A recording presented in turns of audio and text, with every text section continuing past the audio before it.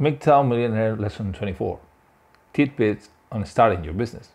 Welcome back to my little corner of the web. This is Heath, your host, back with another video. First, let me start thanking my subscribers and everybody that listens to these audios for trying to help you make some money. A special shout out to Thought Police for his thoughts in one of my previous videos. I'll try to make it more throughout with my explanations and stories to make my points clearer next time and henceforth. Thank you so much. Now, in the tidbits for starting your business, I need to point out the importance of not having debt. I know it's going to be harsh and I know it's going to be tough because it's not easy to start your business when you're short of money and you're starting on an 8 to 5 job or an 8 to 11 with 2 jobs, 3 jobs to make a living. I hope that you're single and I hope you don't have the burden of family and children to carry on, hopefully. Having said that, it's better to have no debt because, as I explained before, in the Heath technique or way of operating, it's also assumed that the average of one successful venture out of 9, 1 out of 9, is a standard. So it means that you have to venture into 9 different businesses until you hit it right. There are ways to reduce and capitalize on making it at the first go. As everybody says, hit the jackpot. So we're going to touch on those things. But the first thing, before anything else, try to get no credit lines. Don't go into debt. Make sure you have enough money to start up and sustain the business for 6 months. That's the basic rule of thumb in any case analysis and process system in order to get your business going. Just keep it simple. Number 2, at all times, I've always said in these videos that you have to love what you do. And I want to use the hot dog stand video previously as a standard. If you love something, for example, you will, like my friend did, he loves to eat hot dogs. That's how he decided to go with a hot dog stand. There are many things you can do when you go into the food service or the food sale, product sale, in order to get ahead. But the basic idea he wanted to put a hot dog stand is because he saw that there wasn't any hot dog stands where he lived down in South America, and he loved them and he knew how to make them at his home. So he was very much of an expert of it, bringing in the American flavor to the Latin Americans. Basically, that's it. Now, if you're going to do that in the United States, you have a intrinsic problem with the competition. So you have to look for locations that they don't exist. But before that, my friend was an expert in hot dogs. He knew several owners of the best hot dogs around the United States, in Chicago, New York, Miami, Los Angeles, because he just couldn't stop eating freaking hot dogs. So he knew how to make sausages, where some of the best suppliers were in the United States. He had to relearn and where to find suppliers that were able to give him the type of product that he found in the United States to be made for him, specifically for his stands in down South America. The product that he wanted in the meat that he used for the hot dog didn't exist.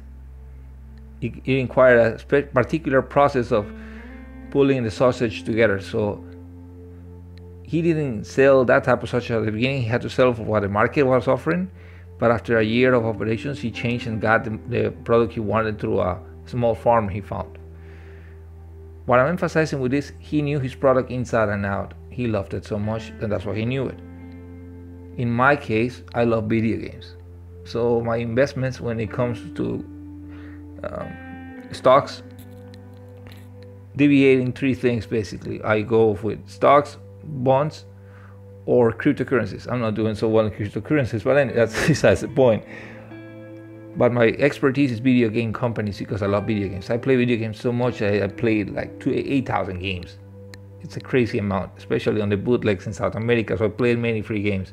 Sorry, unlawful. Anyway, so I always look for what's the next game? What's the next great thing that I'm going to play because I just love it. And because of that love for the industry, I get to know all the companies that are involved with it. And I tend to bet on the ones that create products that I like. That company makes a great game. Maybe that's a good investment. That company creates great video cards. Maybe I should buy shares in that in those cards, and that will come back to me. That's my basic strategy, and it works a whole lot and most of the time. It has nothing to do with reading reports. It has everything to do with testing the product that you see before you. You buy the cars, you start it in your PC. I'm not that good. I have a guy that installs, creates my PC, my gaming rig for me. But you see my point. I test all the products that I trust, and those products have companies. Those companies have shares, so I buy them. Simple. Same thing with the hot dogs. And third, after considering the other 2 points, it can't be faked.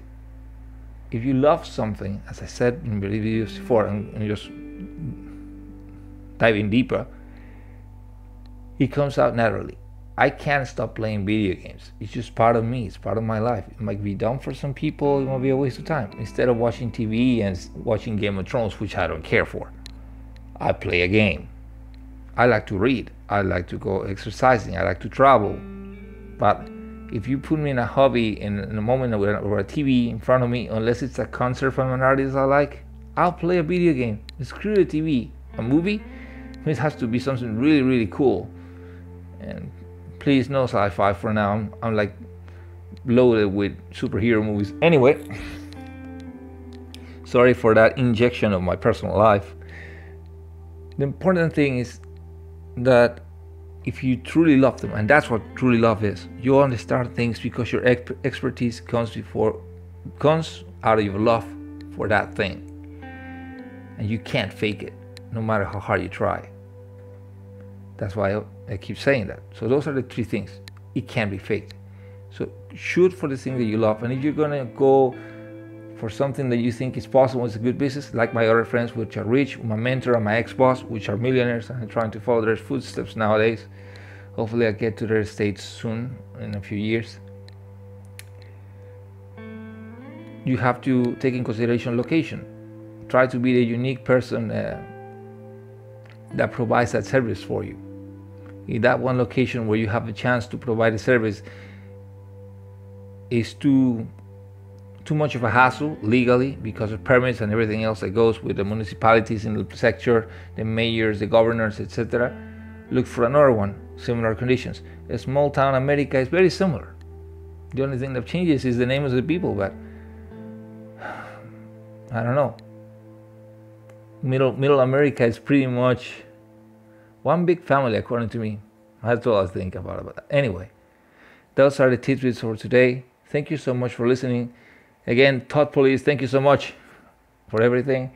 Like, share, subscribe, comment if you need anything, expanding details on all these things. Please contact me on Twitter and Facebook. That's why I created them. I have no friends on it. It's just basically for the people that want bigger and longer explanations and more detail. You know, how do I set up a budget? And I can give you links to pages that do that, etc. If you need more details or explanations to expand on my logic of what I'm expressing myself, just let me know. Do it through Facebook and Twitter, since I can contact me directly through it. I'm not on YouTube all the time. So anyway, thanks for everything. Thanks for listening. Thanks for subscribing to this channel. F to those who don't like video games. They make me money, man. Anyway, thank you. Truman out.